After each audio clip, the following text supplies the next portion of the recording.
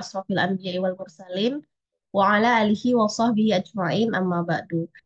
Terima kasih kepada kakak-kakak dan teman-teman semua serta adik-adik yang sudah hadir di kegiatan penguas sistematik review dan meta analisis yang diadakan oleh Divisi Akademik FSI. Jadi tahun ini kami memutuskan untuk membawakan penguas ini karena banyak sekali hal-hal menarik serta kesempatan-kesempatan yang bisa kita semua ambil apabila kita mempelajari mengenai sistematik review. Nah, teman-teman di sini sebelumnya apakah sudah mendownload aplikasi Revman? Mungkin boleh react dulu. Oke, Alhamdulillah. Udah banyak ya. Nah, sebelum memulai kegiatan hari ini, marilah kita membuka dengan Al-Fatihah. Semoga kegiatan hari ini bermanfaat dan benar-benar bisa kita aplikasikan dalam kehidupan sehari-hari. Al-Fatihah mulai. Bismillahirrahmanirrahim. Alhamdulillah. Ya, Kak.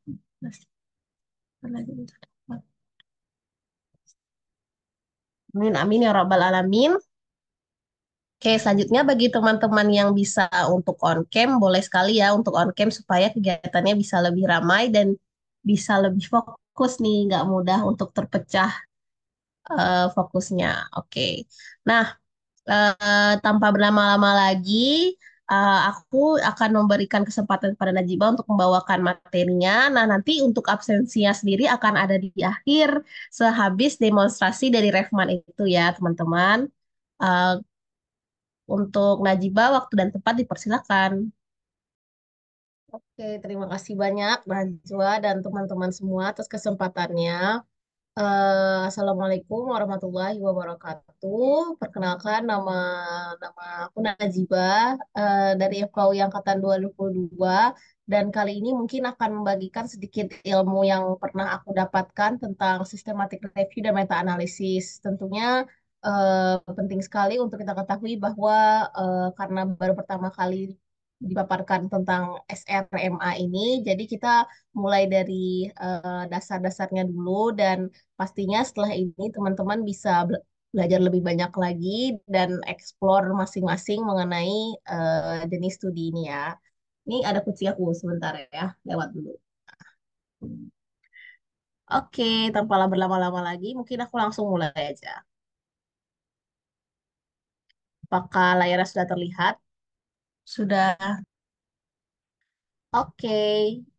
Em, Kali ini aku akan membawakan mengenai systematic review dan meta analysis 101. Walaupun sebenarnya ini bukan materi terlengkap yang akan kalian dapatkan tentang systematic review, tapi dengan adanya ini mungkin bisa menjadi pembuka bagi teman-teman semua untuk bisa mengetahui tentang systematic review dan mencoba untuk membuatnya sendiri di masa depan gitu. Oke, tanpa berlama-lama lagi, yuk kita lanjut aja. Jadi kali ini tuh kita akan membahas apa saja sih? Yang pertama itu adalah hierarki dari evidence. Karena kan sekarang kita sering banget nih dengar namanya evidence-based medicine.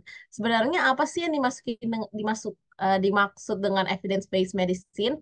Adalah suatu teori yang bisa kita buktikan dengan bukti ya sebenarnya secara sederhananya. Nah, nanti kita akan lihat jenis-jenis studi dan juga hierarkinya dalam seberapa kuat sih evidence-nya gitu.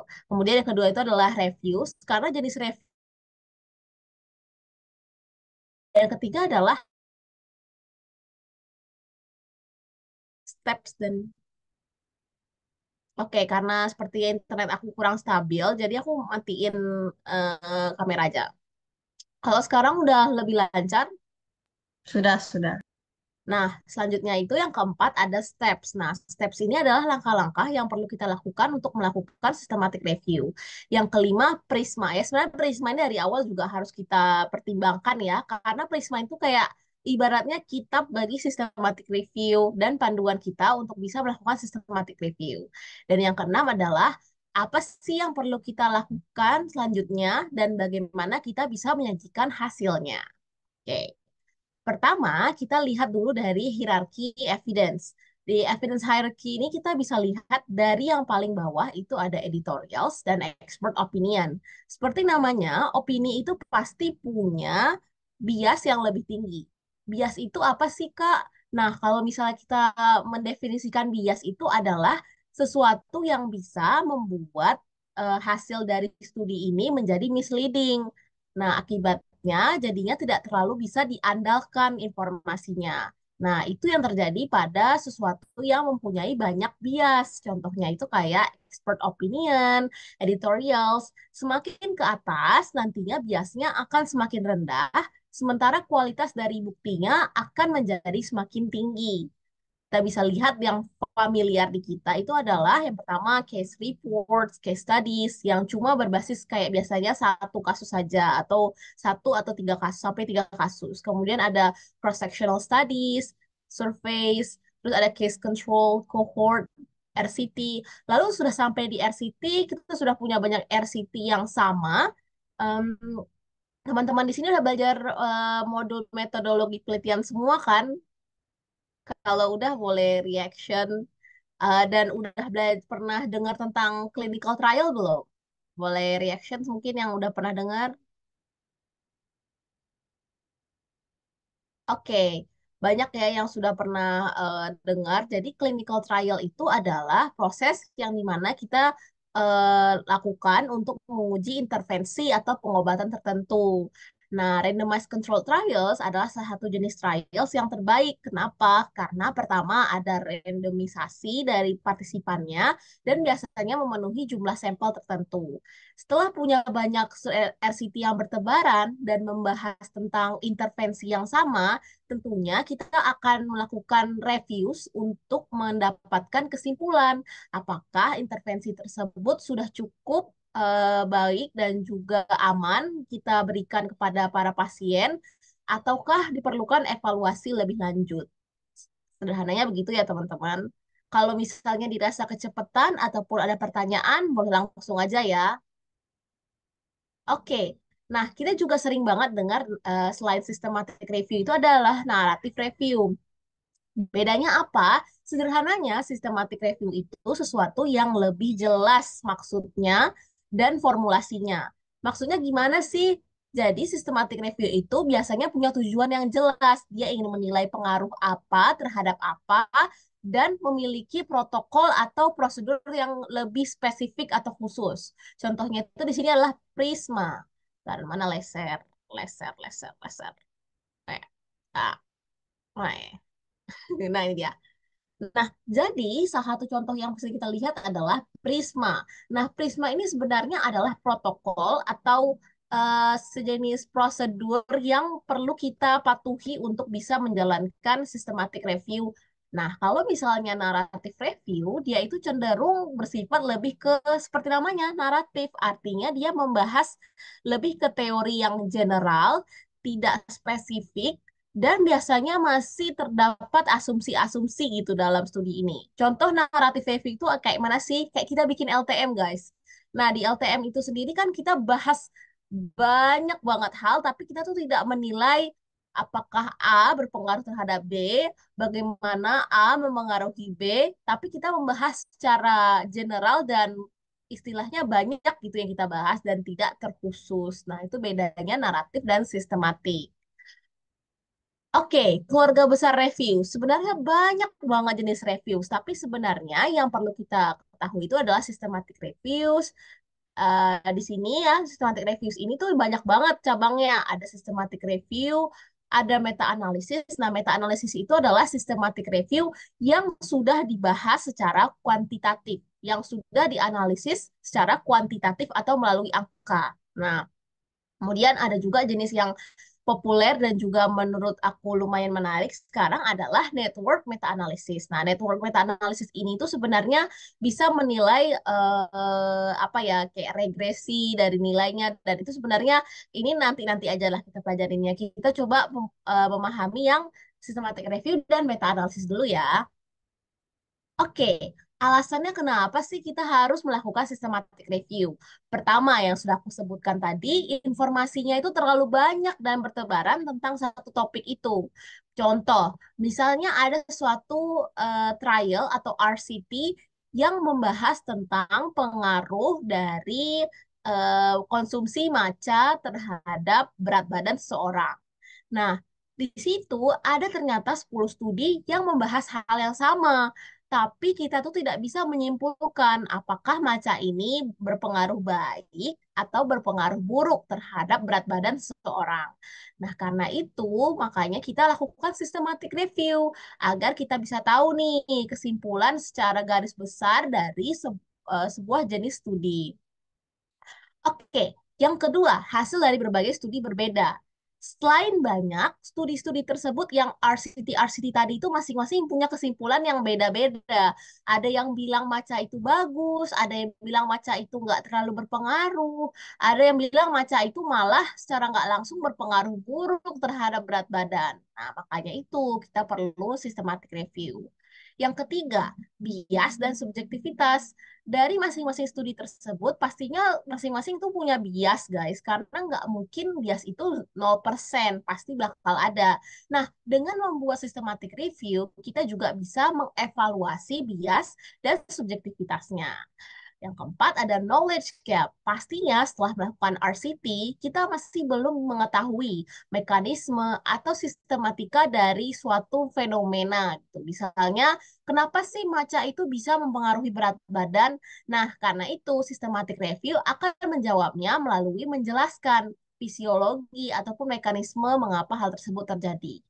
Dan terakhir, jumlah sampel terbatas. Nah, ini sering banget ya terjadi apalagi di RCT yang masih cukup jarang ya dilakukan dan topiknya itu baru.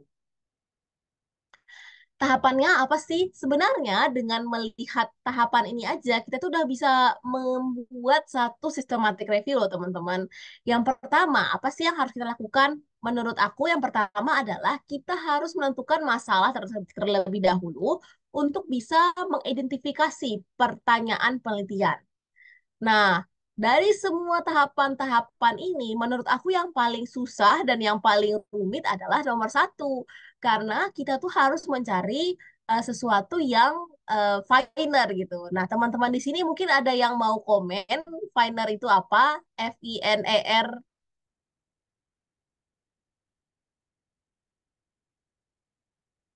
Yuk, yuk, yuk, yang masih ingat. Oke, F-nya F-nya visible, visible. I-nya apa? I-nya apa?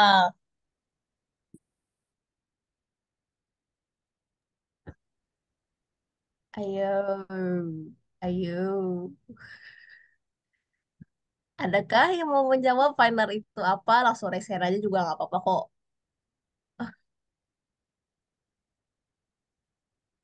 Oke, karena sepertinya masih mengetik. Oke, ini udah jawab sama Anya nih. Interesting, novel, ethical, and relevant. Benar banget. Jadi, finer itu penting untuk bisa membuat systematic review. Karena coba dari logika aja kita bisa berpikir ya, kenapa kita harus membuat sesuatu yang sudah ada, sudah jelas, sudah ada kesimpulannya, sudah terbukti juga di dunia nyata, kenapa itu benar. Nah, oleh karena itu kita juga perlu mempertimbangkan aspek finer ini. Nah, tapi nggak menutup kemungkinan juga ya guys, kalau misalnya kita melakukan systematic review dari sesuatu yang pernah dilakukan sebelumnya, karena ilmu itu selalu berkembang, dan terkadang ada sesuatu yang berkembangnya itu terlalu banyak banget gitu. Jadi harus kita kulik terus-menerus gitu. Kedua, menentukan kriteria inklusi dan eksklusi. Nah, kalau inklusi dan eksklusi ini nanti kita akan bahas juga. Kemudian ketiga, buat strategi pencarian melalui Boolean search, mesh, dan lain-lain. Nanti aku jelaskan lebih lanjut maksudnya apa. Kemudian yang keempat adalah register atau daftarkan protokol dari systematic review kita di Prospero. Kemudian yang kelima, kelola hasil pencarian melalui Ryan, spreadsheets, atau dan lain-lain. Kemudian keenam, pilih studinya. Yang ketujuh, ekstraksi dan analisis data melalui Refman, RStudio, Jamovi, DLL maksudnya ini. Kemudian ke-8, asesmen bias. Dan yang ke-9, sajikan hasilnya. Nah, ini tuh cuma apa ya, review sekilas karena kita akan mengulik satu persatu ya. Oke, yang pertama kita punya yang namanya Prisma Guideline. Nah, teman-teman harus familiar sama Prisma ini karena tidak bisa melakukan systematic review tanpa membaca dan memahami Prisma Guideline ini tersebut. Nah, Prisma ini sebenarnya adalah kitab atau panduan kita untuk melakukan systematic review. Jadi, Prisma ini terdiri dari 27 checklist yang isinya tentang kayak step by step apa aja sih yang harus kita lakukan untuk bisa membuat systematic review. Contoh, di sini ada bagian title, dan di title ini sendiri kita bisa melihat identifikasi sebuah studi atau report sebagai systematic review, kemudian di abstrak, caranya gimana, checklistnya, introduksinya tuh harus ada rasional dan objektifnya dan sebagainya. Nah, ini tuh sebenarnya menjadi panduan untuk membuat systematic review yang baik dan komplit gitu, lengkap apapun yang diperlukan dari data review tersebut. Nah, ini teman-teman bisa buka-buka aja ya linknya karena di sini lumayan banyak checklistnya, jadi kita bisa skip dulu dan teman-teman bisa baca sendiri ya, karena di sini nanti setiap aku kasih tools atau metode itu akan aku taruh linknya, jadi teman-teman bisa akses juga.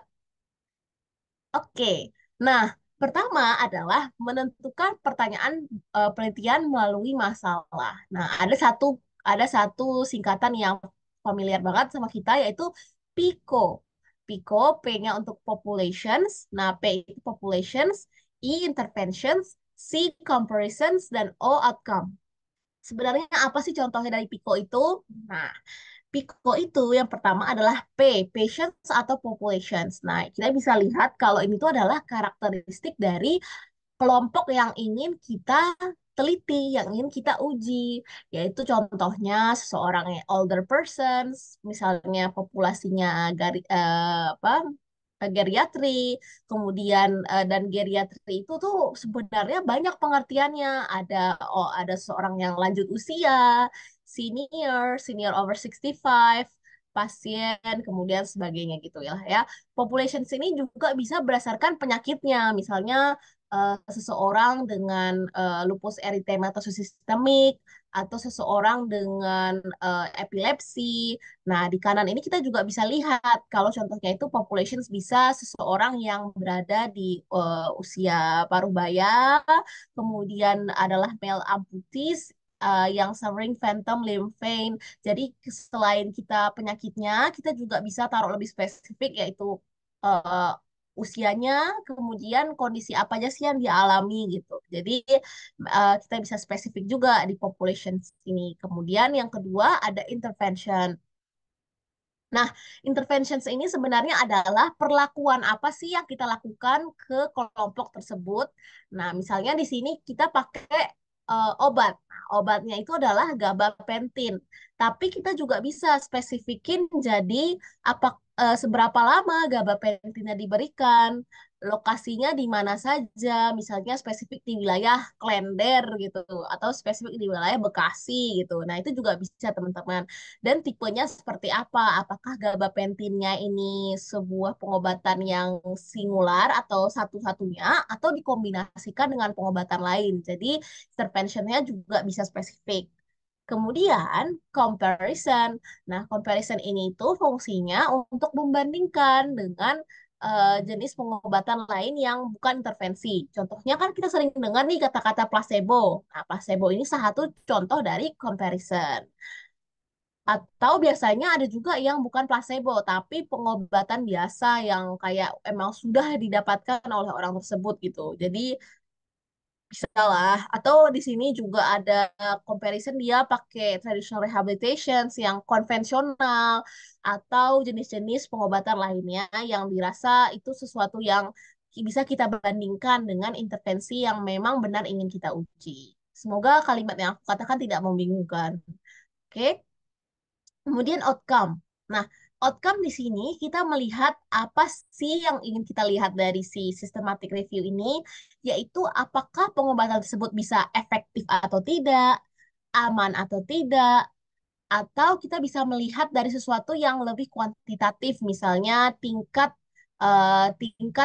dia hospitalisasinya, kemudian juga mengenai resistensinya kalau kita bicara masalah antibiotik gitu. Jadi memang sangat-sangat terbuka ya untuk Pico ini. Oke, selanjutnya adalah sampai sini apakah teman-teman ada yang ingin tanyakan terlebih dahulu mengenai Pico? Kalau ada bisa langsung chat atau raise hand. Kalau nggak ada bisa reaction ya guys. Oke, langsung. Jadi kita langsung lanjut aja ke inclusions and exclusions criteria. Nah, inclusions and exclusions kriteria itu apa sih? Nah, inclusions kriteria itu adalah sesuatu yang membuat kita memperbolehkan studi tersebut masuk ke dalam review kita. Sementara eksklusi adalah sesuatu yang membuat si studi tersebut tidak boleh masuk ke dalam reviews kita. Nah, banyak orang yang beranggapan kalau misalnya eksklusi itu adalah bukan inklusi. Maksudnya eksklusi itu adalah lawannya dari inklusi. Ya emang benar sih, tapi secara nggak langsung bukan tinggal kita berlawanan aja definisinya, tapi kita juga harus punya apa ranah yang berbeda di inclusion dan exclusion. Langsung aja contohnya tuh di sebelah kanan, kita bisa lihat misalnya dia membuat sebuah reviews. Nah, inclusion kriterianya populasinya itu lebih dari 18 tahun dan memiliki diabetes tipe 2. Kemudian dia juga sudah diinformasikan dan terkonfirmasi diagnosisnya bisa berbicara bahasa Inggris dan juga bisa menulis ya dan memberikan informed consent. Nah, sementara exclusion bukan berarti kebalikan dari ini. Misalnya kurang dari 18 tahun, tidak hidup dengan diabetes tipe 2, tidak terinformasi, bukan seperti itu. Nah, tapi kita lihat apa sesuatu yang bisa membuat studi tersebut tidak eligible untuk dimasukkan ke dalam reviews kita. Yaitu yang pertama adalah dianggap oleh klinisian mereka itu tidak bisa berpartisipasi atau telah termasuk dalam studi lainnya, partisipannya menolak, atau mungkin kalau misalnya sering banget dipakai di systematic review kita-kita ini adalah misalnya dia berbahasa Spanyol atau berbahasa Jerman yang sulit bagi kita untuk ngebahas gitu atau nganalisis. Nah, itu bisa aja ya, teman-teman. Kemudian di sini kanan ini kita bisa lihat juga apa ya sih yang bisa menjadi eksklusi dan juga inklusi. Yang pertama itu adalah waktu. Nah, misalnya seorang yang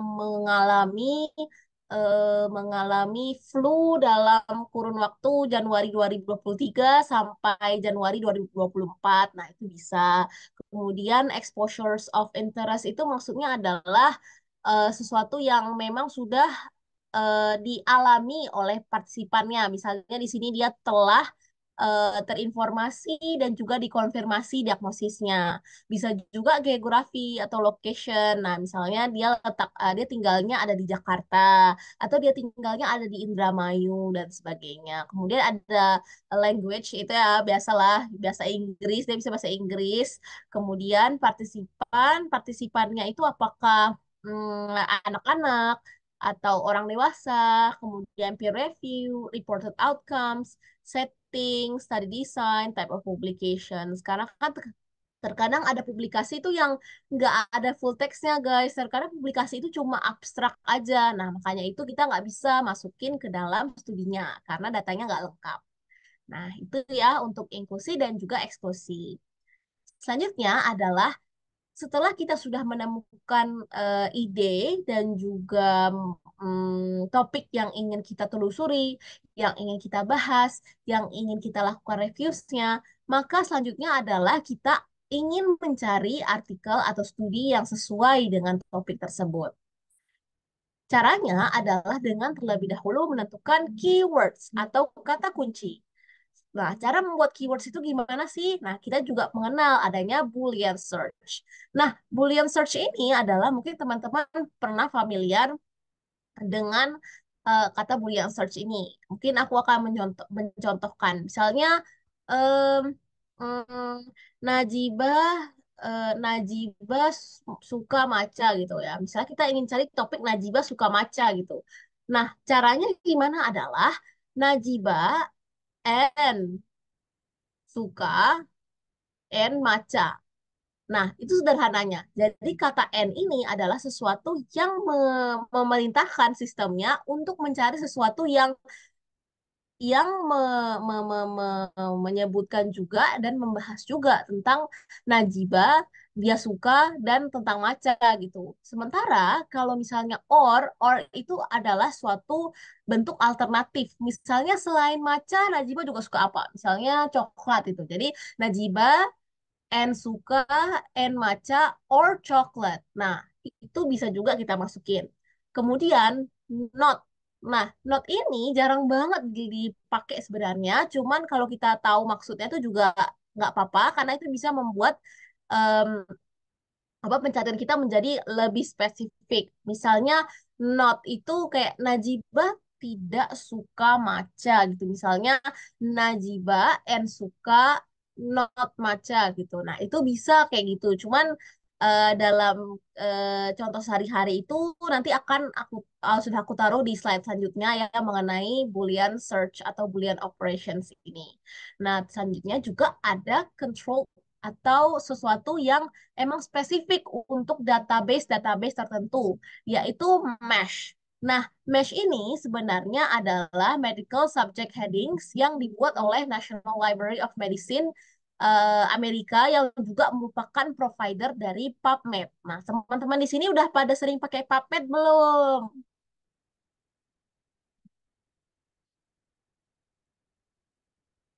Ayo Riek yang pernah pakai PubMed atau emang PubMed itu adalah teman sejatinya? Iya, betul banget. PubMed adalah backbone LTM gitu. Jadi, selagi kita berada di lingkungan akademik FKUI, kita harus memanfaatkan akses dari PubMed itu, guys. Yeah, right. Nah, itu ya yang perlu kita ketahui. Nah, PubMed ini dia tuh punya keyword sendiri. Jadi setelah kita udah punya keywords dari Boolean search ini, kita akan buat sesuatu yang lebih spesifik melalui mesh. Nah, mungkin aku akan langsung contohin aja ya, biar kayak kelihatan gitu bedanya. Kenapa sih harus ada mesh ini gitu? Kelihatan nggak layar aku? Kelihatan kan? Kelihatan. Kelihatan nggak browser Terlihat, aku? terlihat. Nah, ya Allah, anak kucing. Nah, misalnya di sini aku ingin mencari em, karsinoma karsinoma sel squamosa gitu misalnya ya. Coba ya. Misalnya anak-anak dengan karsinoma sel squamosa gitu. Misalnya pertama kita cari children.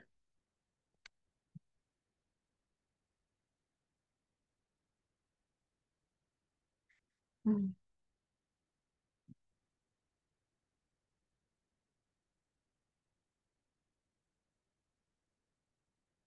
Oke, ini internetnya baal. Nah, eh,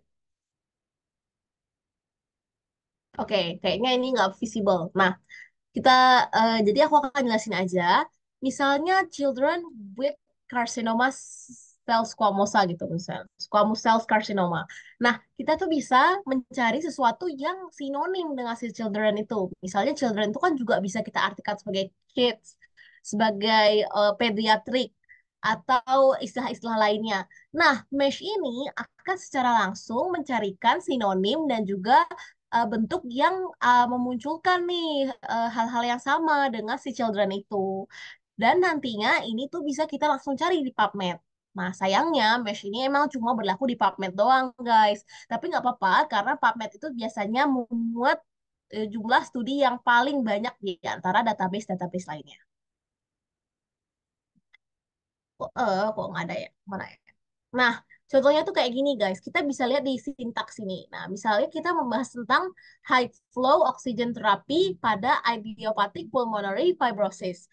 Nah, dengan Boolean search tadi, kita bisa lihat ya, kalau misalnya high flow ini juga bisa diartikan dengan high strip flow or. Jadi or itu maksudnya kayak alternatif. Kita kasih kurung, kemudian and oxygen therapy or oxygen and idiopathic pulmonary fibrosis. Bahkan idiopathic pulmonary fibrosis ini juga bisa punya istilah lainnya. Makanya kita juga sering banget nih nulis sintaks itu kayak panjang-panjang banget. Bahkan aku pernah lihat ada suatu studi yang sintaksnya itu aja di lampiran itu occupied 2 halaman, guys. Jadi 2 halaman penuh itu isinya sintaksnya gitu, saking spesifiknya. Nah, karena itu emang keyword dan cara kita mencari itu penting banget untuk bisa mendapatkan studi yang sebanyak mungkin dan sespesifik mungkin. Tuh.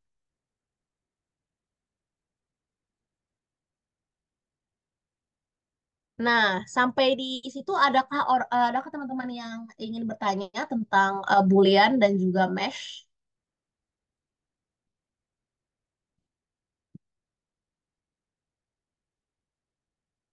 Oke, sepertinya tidak ada. Kita akan lanjut saja.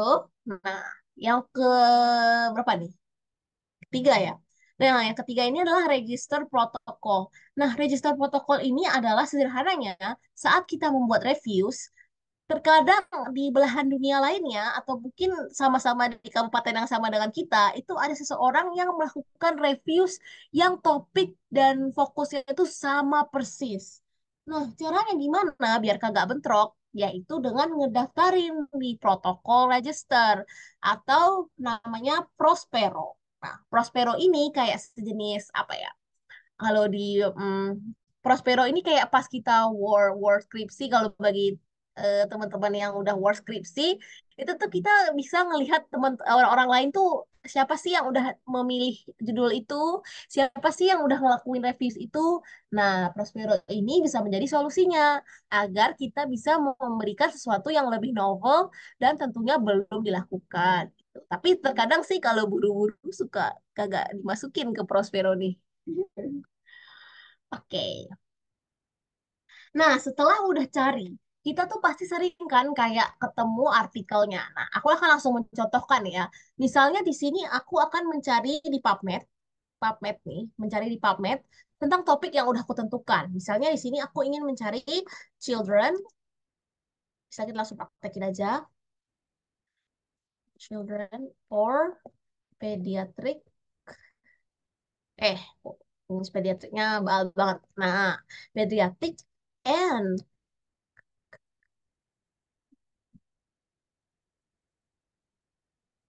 squamous cell carcinoma. Nah, misalnya kita cari nih ya artikelnya. Nah, nanti aku akan menaruh langsung ke randomized control trial. Biar kita langsung ketemu sesuatu yang spesifik tentang itu. Clinical trial lah, olah.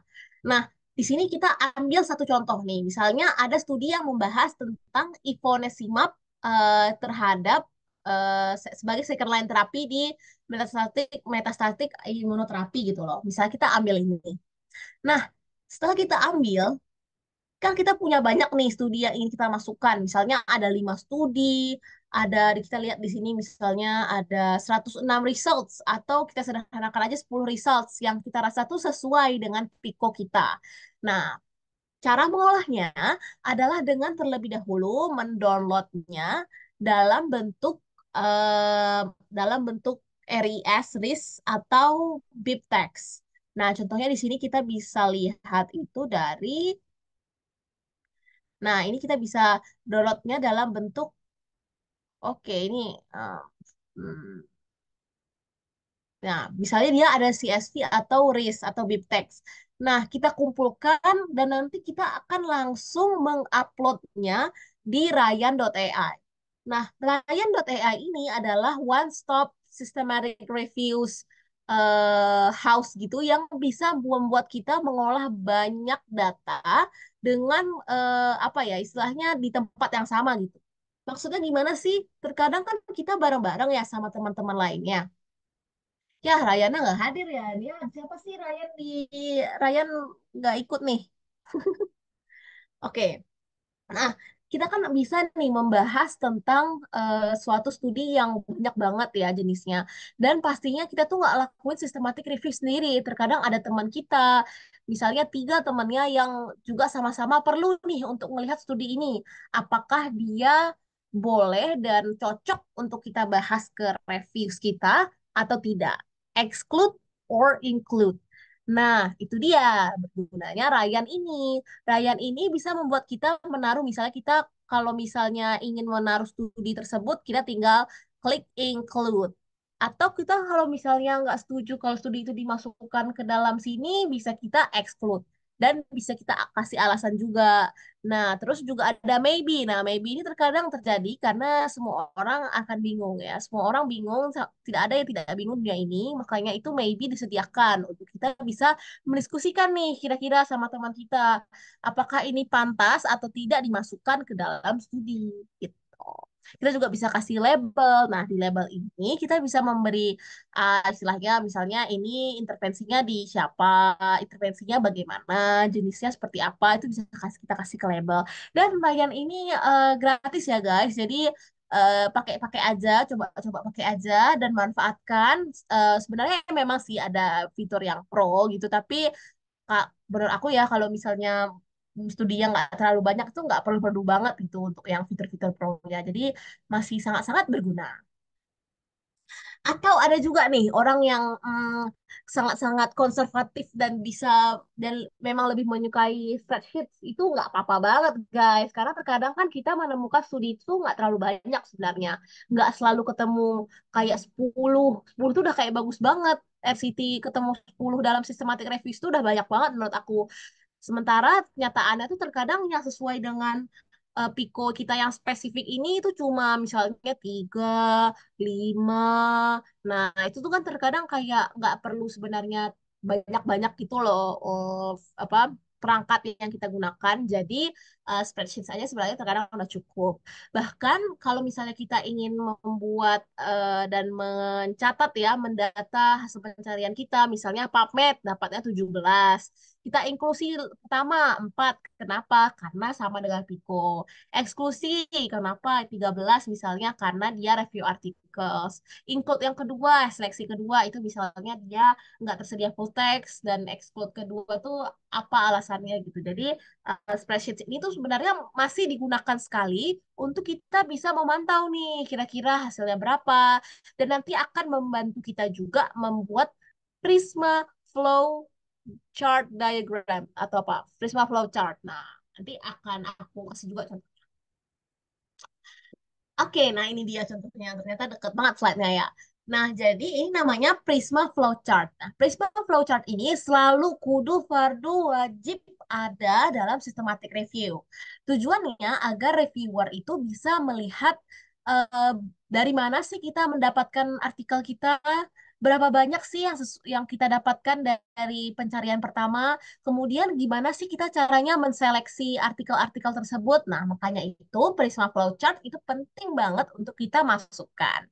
Contohnya di sini ada pertama identifications. Records identified from database. Database itu kayak PubMed, um, Medline, yang tadi-tadi tuh yang ini PubMed, Clinical Key, Scopus, Medline, Nature, ProQuest, dan ada juga yang namanya register. Kalau register itu sebenarnya kayak semacam tempat di mana kita bisa melihat trial-trial yang masih berjalan, guys, yang kayak masih dalam tahap fase 1 misalnya, atau kayak belum selesai. Nah, itu kita bisa di registers. Nah, kemudian ada record screen, itu berapa banyak records yang sudah kita lihat, dan berapa banyaknya kita eksklusi karena itu. Kemudian di sini juga ada reports, dicari ke retrievalnya, kemudian tidak bisa dicari retrievalnya. Nah, di sini juga ada eligibilitasnya dan eksklusinya tuh kenapa? Misalnya lisan pertama karena pikonya nggak sesuai, yang kedua nggak ada full text, yang ketiga bahasanya bukan bahasa Inggris, itu bisa guys. Nah, yang terakhir banget adalah studies included in review. Misalnya kali ini aku akan memasukkan 5 studi. Nah, makanya kita tulis 5 di sini. Penting juga adalah terkadang di database-database itu tuh hasilnya sama. Jadi duplicates, guys. Misalnya di PubMed dapatnya studi A. Di Medline dapatnya studi A juga. Nah, itu kan jadi duplicates. Nah, solusinya adalah di Ryan itu kita bisa di Ryan itu kita bisa eliminasi duplicates langsung. Jadi mempermudah pekerjaan kita. Atau kalau dikit ya, ya udah kita tinggal ngecatat aja duplicatesnya berapa biji. Tuh. Bentar minum dulu. Oke. Sampai sini teman-teman ada yang ingin bertanya kah?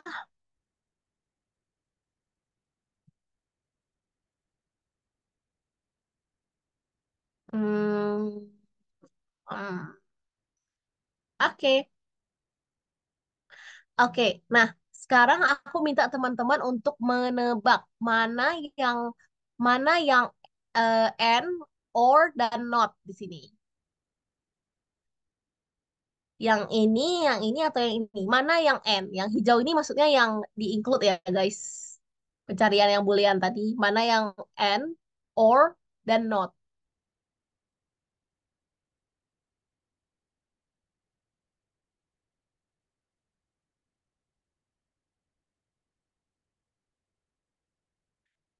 Yap, betul banget Anya. Jadi yang pertama itu adalah and, yang kedua itu adalah or, dan yang ke terakhir itu adalah not. Tuh. Jadi teman-teman insya Allah udah paham semua ya untuk Boolean search atau Boolean operators ini. Nah, kita masuk ke dalam sesuatu yang menurut aku membuat sebuah analisis itu, sebuah review itu menjadi meta analisis karena systematic review itu bisa dikatakan meta analisis apabila kita sudah analisis secara kuantitatif ya, melalui angka, melalui hasilnya, dan sebagainya gitu. Nah, proses ini kita sebut sebagai pertama mengekstraksi datanya terlebih dahulu dan juga menganalisis. Nah, pertama kita jangan langsung sini, yaitu pertama kita ke sini dulu.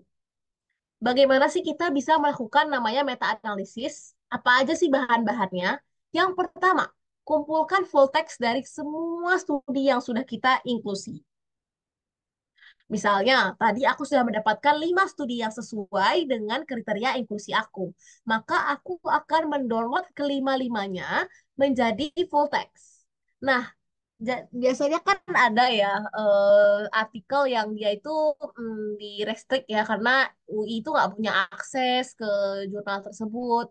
Nah, kalau dari aku sih jawabannya ya walaupun ini agak sedikit ilegal, tapi ya ilegal seluruh dunia ya. Jadi namanya Sci-Hub. Kalau teman-teman pernah pakai, Sci-Hub ini adalah suatu website yang bisa membantu teman-teman untuk mendownload artikel yang istilahnya kita nggak punya akses gitu terhadap itu karena berbayar misalnya.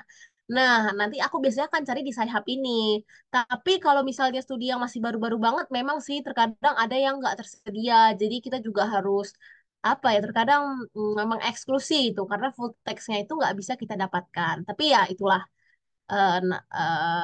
nggak apa-apa, kita coba cari full text yang bisa kita olah.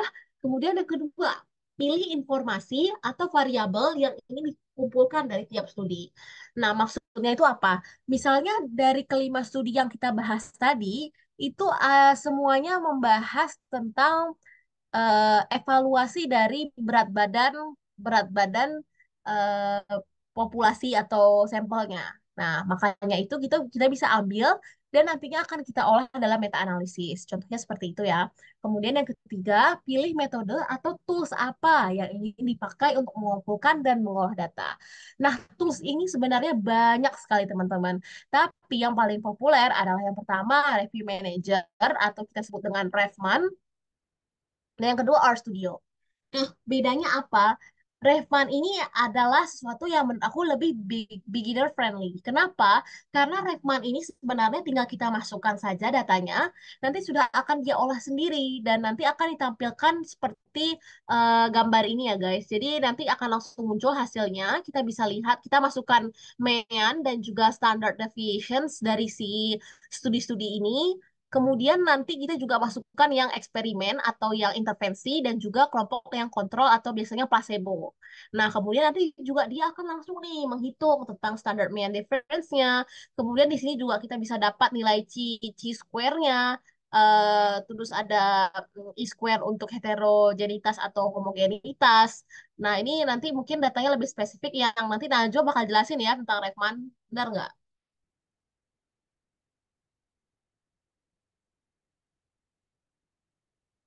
Nah, oke. Jadi selanjutnya adalah di sini kita bisa lihat juga adalah RStudio.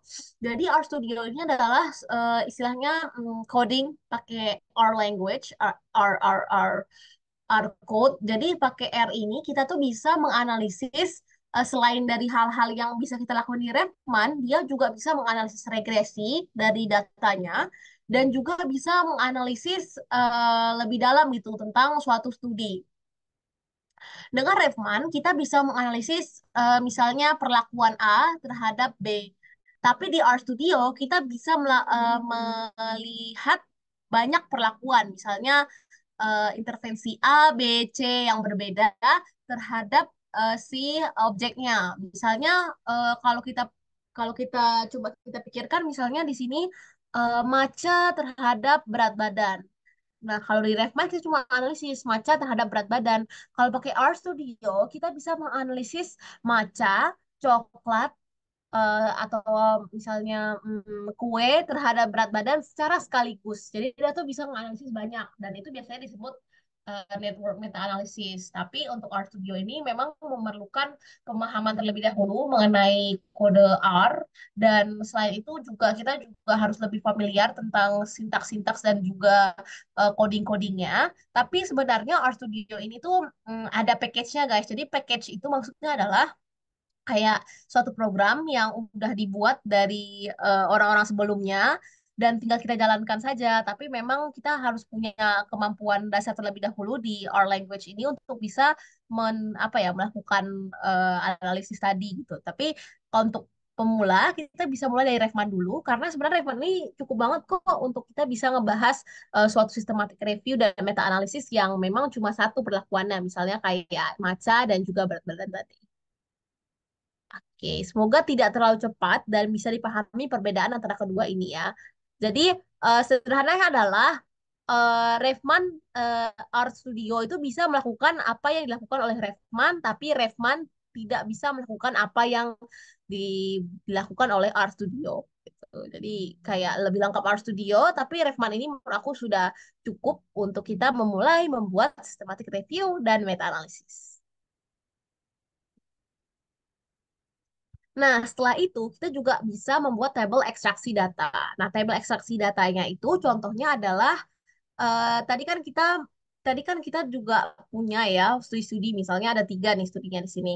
Kita bisa masukin penulis, tahun publikasinya, desain studinya apa, populasi karakteristik dari masing-masing studi ini seperti apa, intervensinya ini apa, kemudian pengukuran outcome-nya dan di sini juga ada konklusi apakah hasilnya signifikan atau tidak dan kualitas studinya. Nah, ini sebenarnya kayak lumayan customized, jadi teman-teman tinggal menyesuaikan aja dengan kebutuhan dan juga tujuan dari systematic review-nya. Kemudian yang kelima, kumpulkan hasilnya. Kita kumpulkan semua hasilnya, kita baca dan kita lihat apakah ada kesalahan input data. Karena manusia tidak luput dari kesalahan, teman-teman. Jadi dicek kembali datanya apakah sudah benar atau tidak. Dan satu hal lagi yang ingin aku tekankan adalah kita ini adalah meneliti, bukan berarti kita akan mendapatkan suatu hasil yang sempurna, hasil yang signifikan, hasil yang bagus, hasil yang selalu sesuai dengan apa yang kita harapkan.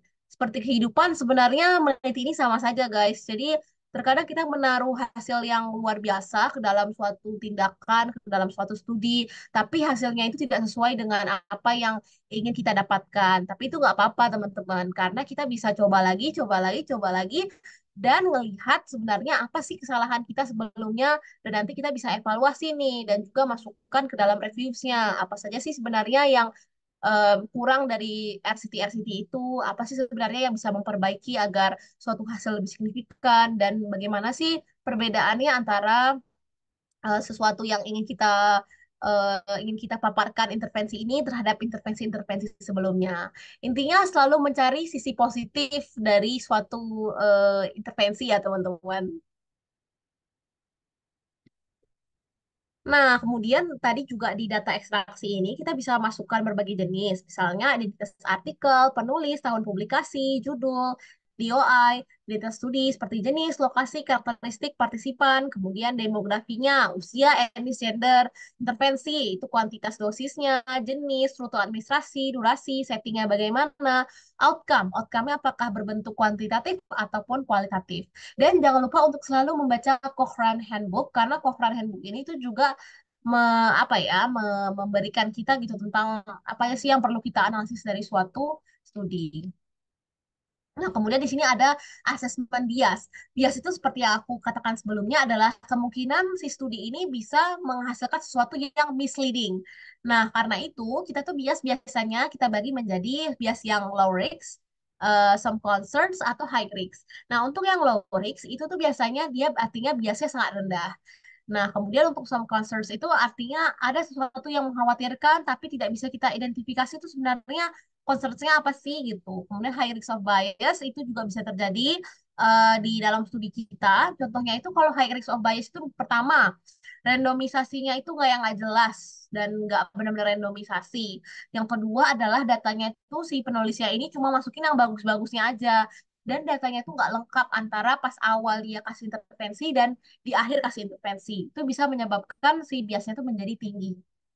Nah, contohnya di kanan ini adalah analisis ROB. Jadi sekarang kalau misalnya kita lakukan systematic review data analisis, kita punya namanya protokol, yaitu Risk of Bias 2.0 dari Cochrane. Nah, ini kita bisa teman-teman bisa buka aja ya tentang di yang link 2 ini. Nah, nanti akan ada panduannya tentang ROB 2.0 ini dan nantinya kita juga bisa melihat komponen-komponennya. Contohnya yang pertama adalah random sequence generations atau selections bias, allocations concealment, selections bias, performance bias, detections bias, attrition bias, reporting bias, dan banyak banget jenis bias yang ada. Dan memang ini harus kita pahami terlebih dahulu maksudnya dari masing-masing komponen ini apa, biar kita bisa menentukan apakah dia low risk yang warna hijau, unclear risk yang warna kuning, dan high risk yang warna merah. Kemudian yang terakhir adalah sintesis informasi. Nah, sintesis informasi ini kita lakukan setelah semua step tadi sudah kita lakukan ya, teman-teman. Kita rangkum informasi yang kita dapatkan, kita interpretasi hasilnya. Interpretasi ini gimana caranya? Yaitu dengan melihat apakah pertama, apakah hasilnya signifikan atau tidak. Yang kedua, apakah hasilnya ini homogen atau heterogen. Dan yang ketiga adalah apakah si hasil ini tuh bisa kita terapkan di dunia nyata, apakah ini aman atau tidak. Nah, itu biasanya hasilnya diinterpretasi seperti itu. Kemudian bandingkan dengan penemuan studi sebelumnya. Karena kan kita kan sering lihat nih suatu penyakit yang obatnya itu banyak sebelumnya. Nah, terus kita ingin meneliti nih obat baru ini terhadap penyakit tersebut. Kita bisa melihat ya sebenarnya apakah obat yang baru ini lebih baik dibandingkan obat yang lama atau sebenarnya sama aja sih efikasinya tapi harganya malah lebih mahal. Nah, itu juga bisa kita masukkan ke dalam reviews kita. Kemudian jawab pertanyaan penelitian atau objektif yang sudah kita buat tadi. Dan yang terakhir adalah tentukan kekuatan atau strength and limitations dari studi kita. Tujuannya adalah agar si pembaca ataupun reviewer bisa tahu nih sebenarnya apa sih yang lebih dari studi ini dan apa aja sih yang bisa dilakukan di masa depan untuk mendapatkan hasil yang lebih baik. Nah, ini kita sudah sampai ke tahap abstract making dan juga penyajian hasil. Mungkin teman-teman ada yang ingin ditanyakan terlebih dahulu.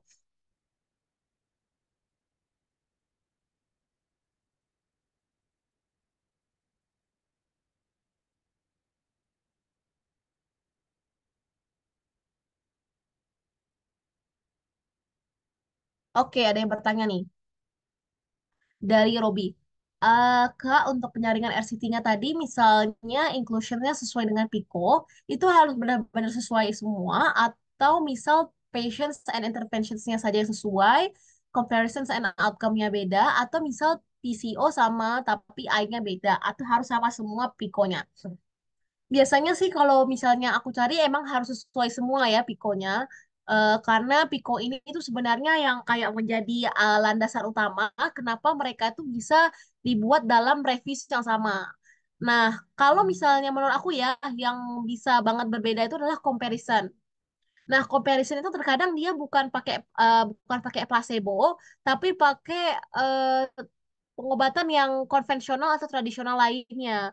Nah, itu bisa aja sih terjadi, tapi yang jelas secara general mereka tuh emang harus sama gitu.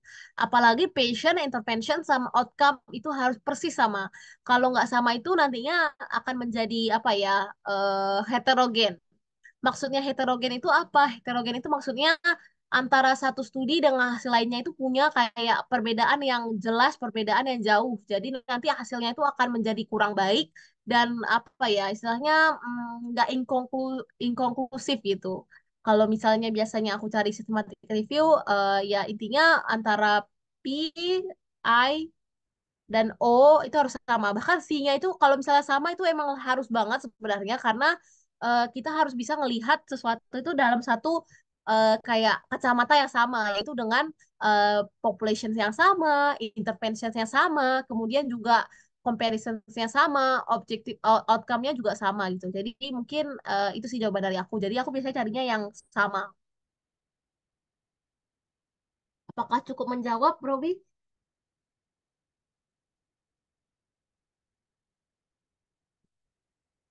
Oke, terima kasih Robi atas pertanyaannya. Apakah ada teman-teman lain yang bertanya di sini? Oke, belum ada ya. Ehm, oke, kita langsung ke abstract making aja karena udah jam 10 juga. Nah, abstract making ini adalah pembuatan abstrak. Jadi dalam situasi lomba ataupun simposium-simposium dan konferensi, kita bisa lihat bahwa mereka biasanya tidak langsung meminta kita untuk mensubmit full paper atau scientific poster kita yang sudah jadi, tapi biasanya dimulai dari abstrak.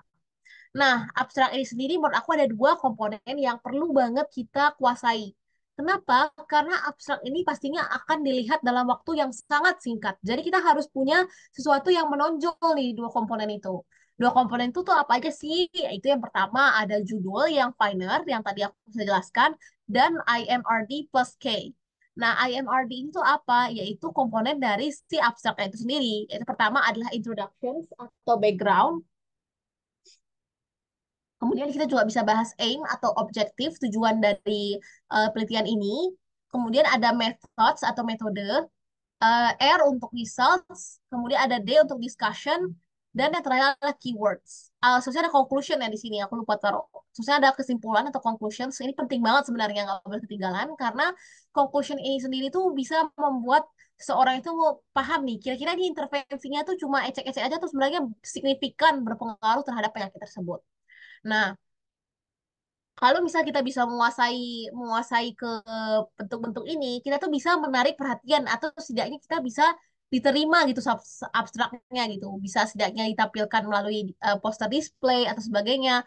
Atau bahkan kalau misalnya nih benar-benar finer judulnya dan ternyata analisis kita itu benar-benar kompleks, komprehensif dan menarik, itu kita bisa menjadi bagian dari oral presentation atau presentasi oral di simposium. Nah, itu biasanya tuh lebih sulit untuk lolos karena biasanya presentasi oral itu adalah em, apa ya studi-studi atau abstrak yang memang terbaik gitu yang disubmit. Jadi biasanya dipilih 10 orang yang bisa presentasi oral itu biasanya kayak gitu ya. Misalnya di jenis yang systematic review, meta analisis, nanti case report beda lagi kelompoknya. Nah, jadi komponen-komponennya itu satu lagi latar belakang itu harus punya prinsip SPQR juga. SPQR itu kayak yang bisa kita belajar di modul Medlit. Nah, itu juga bisa kita terapkan nih di SPQR ini. Dan satu hal lagi kita harus belajar caranya untuk mengutarakan apa yang kita sampaikan dalam kalimat dan juga paragraf yang singkat.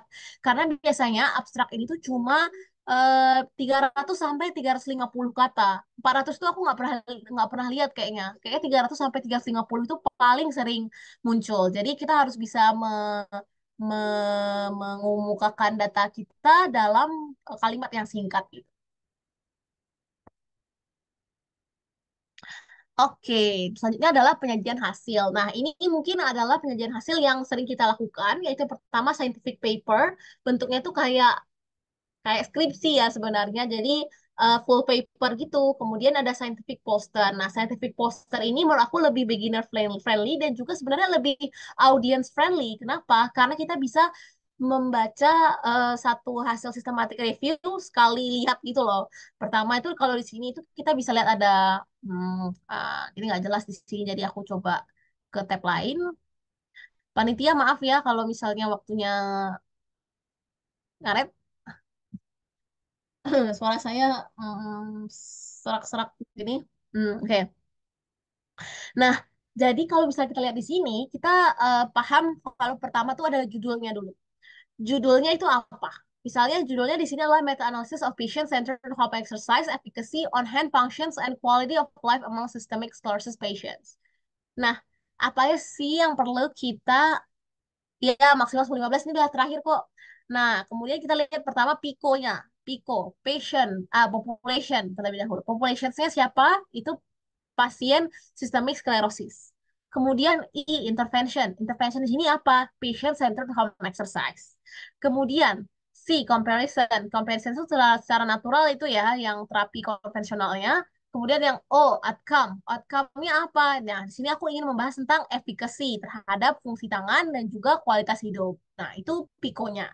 Kemudian background. Nah, background itu harus jelas. SPQR. Nah, SPQR-nya itu kita bisa taruh di sini di dalam background dan tentunya kita nggak perlu nggak boleh banyak-banyak banget karena kita juga harus memuat banyak hasil lainnya. Misalnya selain background ada juga objektifnya, kemudian metodenya. Nah, metodenya itu kita masukin Prisma flowchart-nya, kemudian analisis datanya menggunakan apa toolsnya, kemudian biasnya menggunakan protokol apa, database-nya apa, inclusions, exclusions criteria, dan keywords. Nah, itu penting. Nah, itu kudu fardu wajib ada karena biasanya kita bisa dinilai berdasarkan inclusion dan exclusion kriteria kita.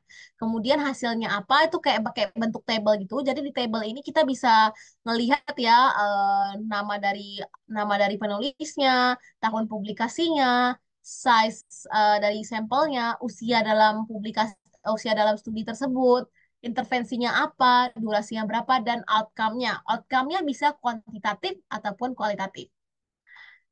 Nah, ini juga biasnya udah dibuat. Kita bisa interpretasi juga apakah biasnya low, moderate, atau high. Nah, ini results-nya dari Revman tadi. Yang teman-teman tuh sebenarnya bisa lihat utamanya tuh menurut aku adalah pertama, weight-nya atau total standard mean difference-nya di sini. Kemudian di sini juga ada heterogenitasnya. Heterogenitas tuh yang ini ya, guys. Nah, terus habis itu yang penting lainnya adalah overall effect. Overall effect itu di P. Seperti yang teman-teman tahu bahwa P itu signifikan ketika kurang dari 0,05. Jadi kalau misalnya kurang dari 0,05, maka bisa kita katakan hasil dari intervensi tersebut signifikan. Tapi kalau lebih dari 0,05, kita bisa katakan tidak signifikan. Tetapi apa yang terjadi apabila systematic review kita ternyata tidak signifikan? Nah, itu kita bisa berikan penjelasannya di discussion. Kenapa itu nggak signifikan? Dan apa saja sih sebenarnya yang masih bisa kita ambil nilai positifnya dari si studi ini walaupun tidak signifikan. Nah, kuncinya itu aja sebenarnya, yaitu menjelaskan kenapa dan apa hal baik yang bisa kita ambil dari studi tersebut, walaupun memang hasilnya nggak signifikan. Nah, kemudian conclusions. Nah, conclusions itu ya kesimpulan dari apa yang ingin kita sampaikan dan ini kita bisa biasanya sih aku taruh kayak singkatannya apa biar bisa mudah dibaca dan referensinya kalau misalnya nggak muat pakai aja QR code biar nggak memakan banyak tempat di poster ini. Cuman kalau misalnya teman-teman punya banyak ruang itu nggak apa-apa sih referensinya di sini juga. Oke, nah kalau dari aku sih sebenarnya itu aja. Mungkin sebelum berlanjut ke sesi lainnya, apakah ada yang ingin bertanya? Mohon maaf ya kalau misalnya terlalu cepat ataupun kurang jelas. Aku harap sesi ini bisa membantu teman-teman. Nah, bagi yang ingin bertanya, boleh langsung aja.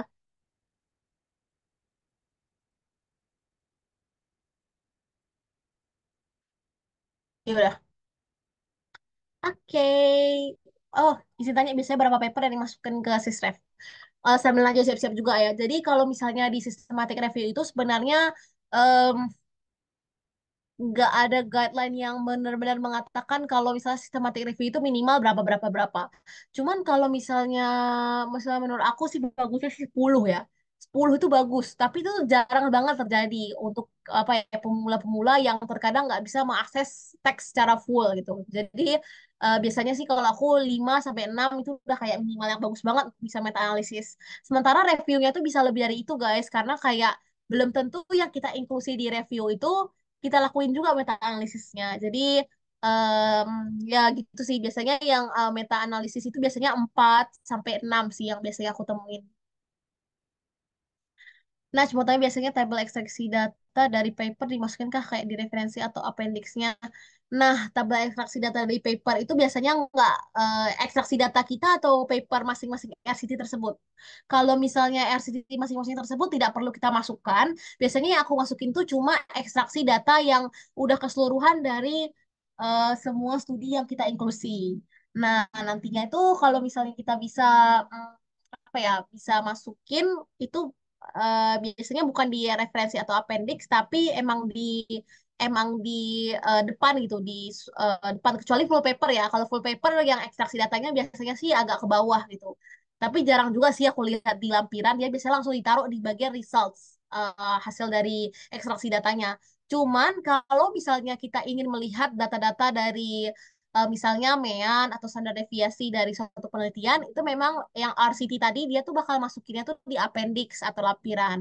Nah, sayang sekali sepertinya tidak ada standar internasional ya buat kayak apakah si peneliti ini harus kasih tahu kita mean atau standar deviations karena banyak peneliti terutama peneliti Amerika itu yang suka banget masukinnya tuh mean change. Mean change itu maksudnya jarak atau range selisih dari mean awal dan mean akhir.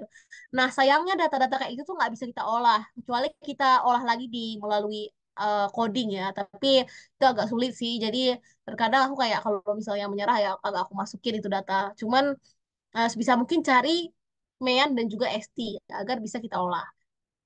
Tapi nggak mungkin, tapi mungkin juga sih kalau kita apa ya kayak ubah mean change-nya dari awal ke akhir kalau misalnya ada datanya. Tapi kalau nggak ada data awal itu sayangnya sulit.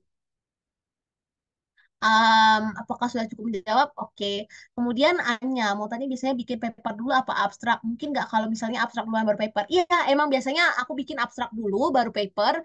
Karena abstrak itu kan singkat dan kayak udah memuat semuanya. Biasanya tuh abstrak dulu yang dikumpulin, baru nanti setelah accepted atau kayak memang sudah oke, baru kita buat full papernya.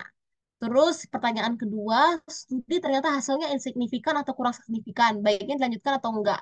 Nah, ini tuh sebenarnya menurut aku nggak apa-apa ya ngaksin insignifikan.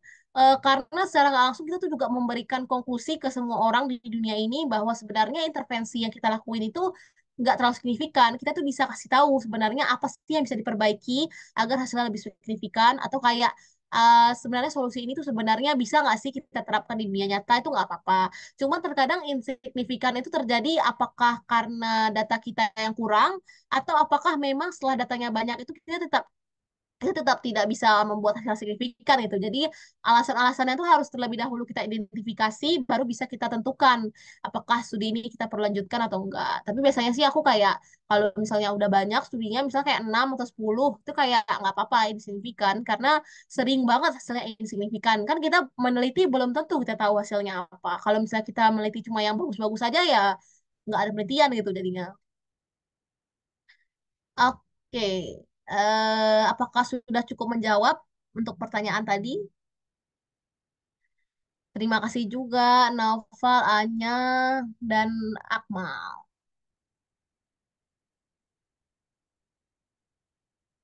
Kalau misalnya pertanyaan lain, feel free untuk chat aku. Em, ya, itu aja. Mungkin mohon maaf apabila ada kesalahan. Mungkin selanjutnya akan Najwa lanjutkan ya tentang review manajernya. Oke, baik. Terima kasih banyak Najibah atas sharing-sharingnya mengenai SRMA ya. Nah, selanjutnya untuk sesi selanjutnya itu adalah demonstrasi. Jadi teman-teman boleh ini dibuka dulu aplikasinya di laptop semuanya. Kalau misalnya udah pada buka, udah siap sama buka aplikasi Refman-nya, boleh banget raise hand atau react. Karena nanti teman-teman harus submit nih di absensi datanya datanya berapa hasilnya biar kita tuh langsung. Ya, aku nggak mau sih. Oke ya, jadi aku sambil share screen aja, aku juga izin off cam karena internetnya bala-bala di sini. Mana ya? Oke, full screen. Nah, jadi di sini modalnya yang aku kasih ke teman-teman adalah dataset ya. Aku kirim aku kirim datasetnya dulu ke teman-teman semua.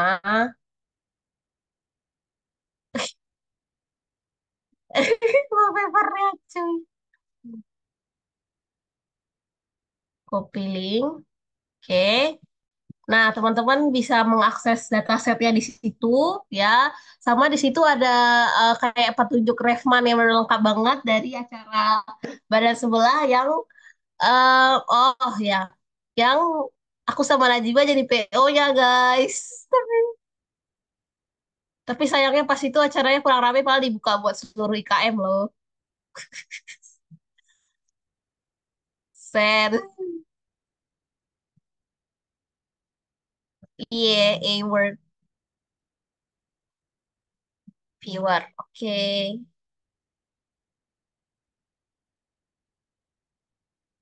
O- Oke, sudah bisa ya.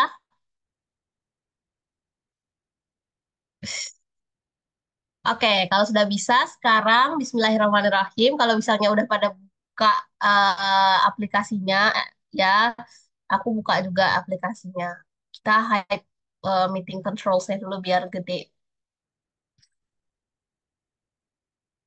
Oke, pertama-tama kita buka dulu Review Manager yang di sini adalah versinya 5.4. Jujur aja ini adalah versi terakhir karena setelah itu Cochrane yang ngeluarin aplikasi ini dan juga yang ngeluarin guideline Prisma itu tuh mereka udah discontinue aplikasi ini dan mereka itu aplikasinya benar-benar berbayar. Tapi teman-teman sebenarnya bisa ngakses lewat websitenya revman.cochrane.org di mana di situ teman-teman bisa ngelakuin fungsi yang sama kayak review manager for free. Jadi bikin aja akunnya, jadi gitu ya. Setelah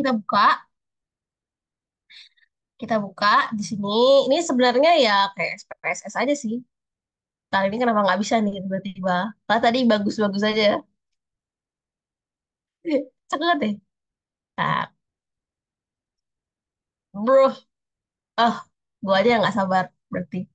Nah, tunggu dulu aja dah. Nah, sebelumnya kalau misalnya teman-teman sebelum ada aplikasi Review Manager ini, orang-orang bikin meta analisisnya pakai Excel karena sebenarnya ya meta analisis itu kita cuma nyari pooled effect atau kayak overall effect dari banyak data gitu kan. Jadi kalau misalnya data sebenarnya tools apa aja bisa, bahkan ada yang pakai apa tuh namanya Jamfis atau apa gitu. Jamovi, Jamovi. Jamovi ya, oke.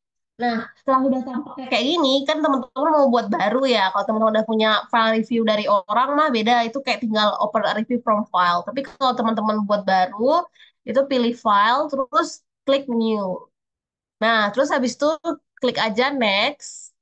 Nah, di sini kita kan review yang kita melakukan apaan? Review kita itu kan adalah intervention review. Kalau misalnya teman-teman mau menilai efek misalnya kalau misalnya dataset yang aku kasih itu contohnya ya, misalnya adalah efek karena glifozin pada pasien diabetes tipe 2 remaja atau dewasa muda. Nah, di sini kita tuh bisa pilih intervention review. Tapi kalau teman-teman lihat di Cochrane itu guideline itu nggak cuma buat intervention review, ada guideline buat menilai review terhadap alat diagnostik, ada review terhadap menilai metodologi atau overview of reviews. Banyak banget jenis review, tapi kita pilih intervention review, boleh next aja langsung. Nah, di sini barulah kita tulis interventionnya. Sesuai dengan kasus kita tulis karena glifozin for health problemnya itu adalah type 2 diabetes.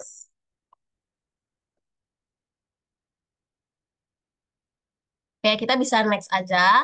Nah, di sini kita itu reviewnya itu mau full review karena kalau misalnya protokol itu baru kayak istilahnya rancangan dari penelitiannya. Jadi biasanya protokol ini dipakai buat penelitian-penelitian yang pingin kita register atau pingin kita buat trial lagi gitu. Jadi kita full review aja, finish. Nah, dia nampaknya kayak ini. Nah, Revman ini memudahkan kita banget karena kita bisa aja nulis papernya itu benar-benar di sini semua. Nah, tapi kekurangannya adalah dia belum bisa kolaborasi antar banyak orang. Misalnya kayak jadi orang-orang ya di sini tuh digunakan cuma buat menganalisis data, mendapatkan grafik doang. Kalau papernya ditulisnya ya paling di Word atau di Google Docs. Nah, Setelah itu, ingat teman-teman kalau misalnya ini Revman ini digunakan setelah teman-teman udah screening. Jadi udah kayak punya gambaran, oh paper ini diinklusi, paper itu dieksklusi. Di dataset yang aku kasih udah ada kan paper yang diinklusi. Kalau yang dieksklusi sih nggak usah kita tulis. Klik aja di bagian studies, kursor aku kelihatan kan? Nah, klik di bagian studies, terus di bagian included studies, teman-teman bisa klik dua, pilih add study. Nah, tadi kan kita udah apa? Kita ambil dulu datasetnya di sini. Studinya kita masukin. eh Nah, ini tuh kekurangannya si Revman adalah dia tuh nggak bisa half screen gitu loh. Jadi kita masukin satu-satu aja, bolak-balik. Studi yang udah kita inklusi masukin aja, next. Dan ini tuh publish data only, kita pilihnya gara-gara kan kecuali kita kalau misalnya kita papernya itu datanya nggak lengkap. Terus habis itu kita nge-email koresponden dari si paper tersebut atau peneliti yang membuat paper tersebut, itu kita tulisnya itu adalah publish data only, unpublished, atau enggak publish and unpublished. Karena kita juga meminta data yang nggak dipublish sama si penelitinya. Tapi kita yang ada di papernya aja kan, jadi kita yang ini aja. Nah, next, langsung ada 2007 gitu, next. Nah, kita kan masih mau nambahin, jadi kita add another study in the same section. Nambahin lagi, ada namanya, apa nih? Najwa, Ihsan, Najiba, oke.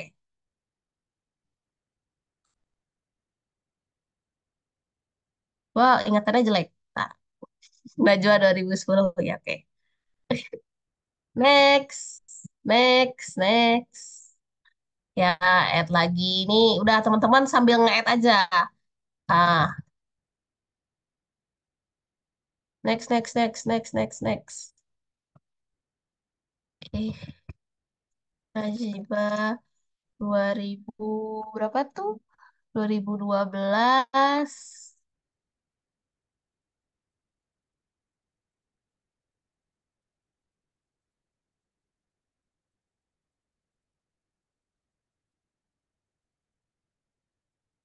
Ada chat ya, aku nggak lihat, maaf.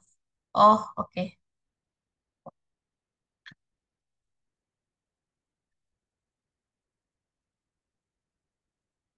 Nggak pakai koma juga nggak apa-apa. Nah, udah kan, udah semua studi kita tambahkan. Sekarang kita pilih nothing aja, jadi kita finish. Nah, nanti tampakannya adalah seperti ini, guys.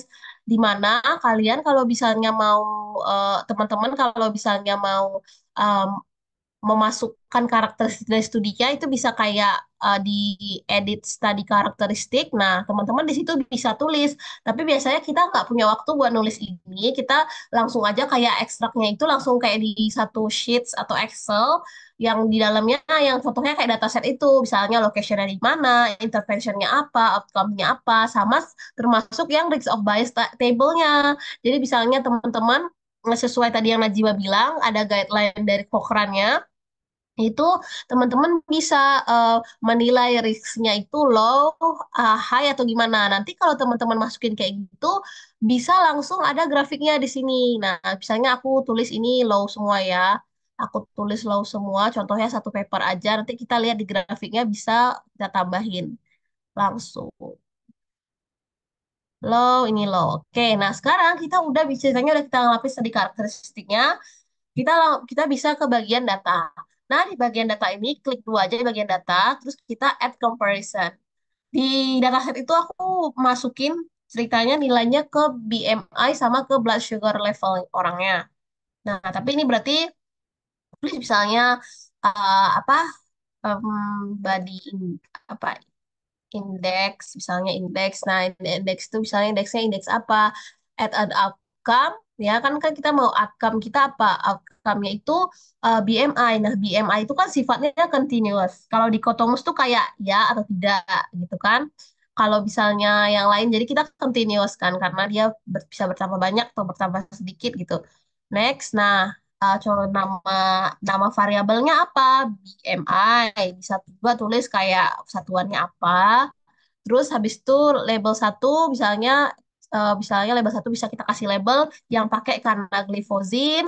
Satu lagi label yang kedua kontrolnya adalah placebo. Boleh langsung di next. Nah, di sini kita pilihnya adalah random effect. Nah, sebenarnya bedanya fixed effect sama random effect apa? Kalau misalnya fixed effect, dia itu cuma menilai, dia tuh menilai variabelnya itu adalah variabel yang kayak tetap. Dan istilahnya kalau random effect itu dia variabelnya itu lebih bersifat acak. Jadi mungkin nanti aku bakal nambahin kali ya di materinya kalau misalnya fixed effect sama random effect. Tapi ini semua sebenarnya materi medlit. Jadi ya boleh dilihat lagi medlitnya. Ini jadi kita menilai random effect terus habis itu measure-nya itu kita standar mean difference. Jadi bedanya mean difference aja sama standar mean difference adalah kalau standar mean difference itu tuh dia memperhitungkan perbedaan cara ngukurnya. Misalnya kan nggak semua BMI itu ngukurnya sama atau gimana. Jadi kita standar mean difference. Next, nah di sini kita samalah ke confidence interval 95 ya gitu. Oke, next. Nah, di sini kita bisa nyesuaiin grafiknya nanti gimana. Yang sebelah kiri misalnya lebih ke eksperimental karena kan kita ngebayangin aja itu kayak lebih sedikit BMI-nya kalau misalnya pakai kanagliflozin. Yang sebelah kanan uh, lebih banyak BMI-nya karena nggak pakai kanagliflozin. Nah, short by-nya itu terserah apa, tapi biasanya aku year of study. Eh, tadi ID, ya nggak apa-apa. Next. Nah, di sini kita udah kayak gini, kita mau apa? Kita edit the new outcome si BMI tadi. Finish. Nah, nanti munculnya kayak gini, guys. Cara kita untuk menilainya, sekarang kita tambahin studi yang dia menilai BMI. Jadi yang ada kalian setelah kalian lihat paper itu, nih mana ada di mana ya yang ada masukin BMI-nya. Kadang-kadang dia ada masukin satu variabel yang kita mau masukin, tapi variabel lainnya itu nggak ada gitu kan. Atau kadang-kadang dia nggak masukin final values, dia cuma masukin mean change. Nah, itu sangat-sangat menyebalkan. Jadi kita nggak bisa masukin. Nah, pokoknya kalian masukin aja tadi yang ada datanya, ada data BMI-nya. Caranya kalian, sorry, kalian sambil tekan control itu pilih aja. Misalnya aku pilih semua ya. Oke, terus finish. Nah, udah masuk deh semuanya. Tinggal kita masukin datanya. Di sini kan kita lihat BMI. Nah, BMI itu di sini ya baseline jangan dimasukin karena Rehman ini dia menilainya adalah final values atau nilai di akhir percobaan ya. Jadi kalau misalnya nggak masukin nilai akhir percobaan, cuma masukin mean change atau perbedaan antara awal sama akhir. Nah, itu nggak bisa kita pakai datanya sebenarnya. Tapi kalau misalnya jumlah populationnya lengkap, jumlah data lainnya lengkap, itu sebenarnya bisa kita hitung. Apalagi kalau kita pakai RStudio itu lebih banyak fitur lainnya, tapi aku nggak terlalu ngerti, tidak kita tidak jelaskan di sini. Jadi kita yang ada saja, misalnya karena glifosine BMI pada studi yang Anissa 2014 ya, dia meyannya berapa? Ini kita misalnya karena glifosine BMI setelah ya pada intervention group atau yang pakai kanagliflozin. Nah, ini Anissa ini misalnya segini 22,1 22,1. Nah, standard deviation-nya berapa di sini? 3,2. Terus total itu adalah jumlah sampelnya. Nah, jumlah sampel di intervention group itu berapa di sini? 27. Berarti kita masukkan 27. Nah, sekarang yang placebo atau yang kontrolnya itu adalah 24,1, standard deviation-nya 3,3, dan jumlah sampel pada placebo-nya itu adalah 29. Nah, terus habis itu sekarang studi yang Hatta 2007 ya. Kita meminjam nama Kak Hatta sebentar. Sini 21,7 dan 2,3. 21,7, standard deviation-nya 2,3, population stempelnya ini adalah ya nanti kalian kalau misalnya itu lama-lama kayak terbiasa gitu loh kayak bisa side by side gitu. Terus habis itu ini tadi main yang placebo-nya berapa nih? 22,6 sama 2. Oke. Oke, nah ceritanya dua studi aja dulu ya guys. Nah hasilnya udah ada nih guys. Kalau misalnya itu yang kita lihat apa sih di sini? grafiknya itu nggak kelihatan kan? Kalian zoom zoom aja. Nah, tuh. Nah, kelihatan kan kalau misalnya dia ke sebelah kiri, berarti dia itu apalagi yang bentuknya kayak segi empat ini ya, sebelah ketupat ini adalah dia adalah kumpulan si datanya. Kumpulan si datanya artinya berkumpul di bagian ini atau favors eksperimental. Artinya untuk yang memakai kanaglifozin dia itu berkurang BMI-nya gitu. Dan dan karakter datanya adalah di sini ini kurang kelihatan ya. Ntar kita gedein. Nah, heterogenitasnya adalah 0%. I square-nya 0%. Artinya dia itu nggak ada heterogen sama sekali dan dia sifatnya sangat homogen. Itu berarti bagus. Dan hasil overall efeknya P-nya 0,006, artinya signifikan gitu. Yang perlu dilihat itu aja sebenarnya. Gitu guys. Kalau misalnya itu ada yang ingin ditanyakan kah? Oh iya, sama cara download grafiknya, sama memunculkan risk of bias-nya gimana ya. Teman-teman tinggal aja tambahin kayak gini. Nah, dia langsung setelah kita klik itu langsung tambah risk of biasnya. Dan kalau kita download forest plot-nya, ini kan forest plot, tekan forest plot. Nah, dia langsung muncul sebelah sini. Jadi udah sepaket gitu loh risk of biasnya. Hasilnya itu adalah standard mean difference-nya adalah minus 0,5 yang dengan confidence interval 95 itu dari minus 0,85 sampai minus 0,14 datanya, persebaran datanya itu seperti itu.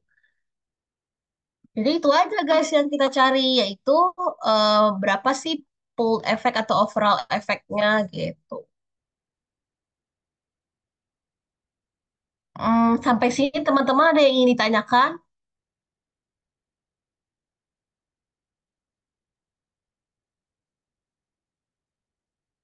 Kalau misalnya nggak ada, sebenarnya untuk Revman ini cuma kayak ini doang ya. Yang biasanya digunain itu adalah Prisma kali ya. Jadi kita sambil kalau misalnya teman-teman masih sanggup nih, kita mau bikin Prisma dulu. Caranya teman-teman ke Chrome ya. Terus habis itu teman-teman kayak yang tadi Shiny Apps tadi, tulis aja Prisma Shiny Apps. Nah, Prisma Flow. Jadi teman-teman setelah screening itu nggak perlu ngebuat grafik secara manual. Tekan aja Create Flow Diagram. Terus masukin aja deh berapa studi yang ditemukan. Misalnya ini not included. Terus habis itu misalnya dari data data semua database kita ketemu ada 36.000 studi sesuai dengan keyword. Registernya nggak ada. Nah, duplicates yang kita ketemukan misalnya ada 35. Terus habis itu yang dari awal kita lihat judulnya udah nggak sesuai aja udah berapa? Misalnya banyak nih, misalnya 33.000 ya kan. Dan exclusion misalnya oh bahasa lain itu tiga 1.500 gitu kan. Nah, jadi kan tadi udah keambil 34.500 berarti kan sisa 1.500. Nah, yang kita screen itu yang kita sempat screen itu 1.500 berarti. Nah, 1.500 itu ternyata ada yang excluded. Oh, ternyata dia itu bukan RCT, dia cuma review atau dia cuma kayak ringkasan doang. Itu berarti nggak sesuai. Ya udah kita misalnya ada berapa jumlahnya? 500. Sisa kita banyakin aja 1.250. Sisanya adalah 250. Dan dari 250 tersebut ternyata ada yang nggak bisa diunduh nih, ada yang nggak bisa diunduh full papernya, nggak bisa kita ambil datanya. Berarti ya yang nggak bisa kita ambil papernya misalnya ada 100, oh ini banyak banget, nggak mungkin segini sih. 140 dan habis itu sisanya 110. Pokoknya gitu aja. Dan teman-teman tinggal download aja grafiknya. Jadi ini udah agak dimudahkan. Oke, dari ini.